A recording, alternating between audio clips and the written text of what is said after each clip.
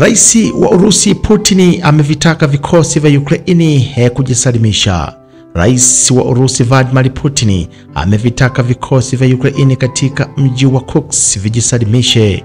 Rais wa Marekani Donald Trump pia amesema wanajeshi hao wamezingirwa, lakini Ukraini imekanusha hilo.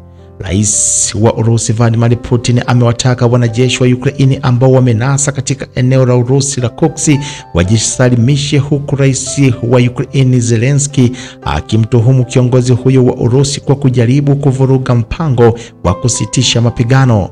Rais wa Marekani Donald Trump amemhimiza Putin ayokoe maisha ya vikosi vya Ukraini, huku akisema kwamba ujumbe wake maalum umefanya mazungumzo yenye tija pamoja na kiongozi wa Urusi kuhusu pendekezo la kusitisha mapigano katika kipindi cha siku 30.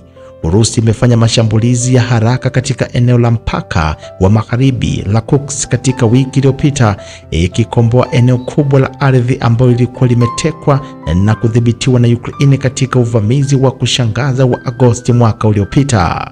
Kushindwa katika mji wa Kursk kutakuwa ni pigo kubwa kwa mipango ya Ukraine kutumia udhibiti wake katika eneo hilo kama ni karata katika mazungumzo ya kutafuta amani kufuatia vita ambavyo vimedumu kwa miaka mitatu sasa.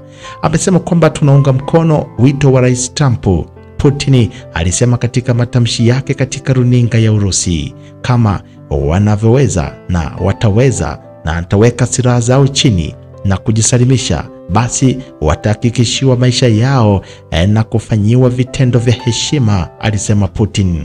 Rais Trump alisema kwamba maelfu ya vikosi vya Ukraine wamezungukwa kabisa na jeshi la Urusi na wako katika hali mbaya ya hatari. Na wakati huo huo, Rais Vladimir Putin amesema chanzo cha vita vyake pamoja na Ukraine vinapaswa kushughulikiwa kwanza kabla ya kuridhia makubaliano ya kusitisha vita hivyo.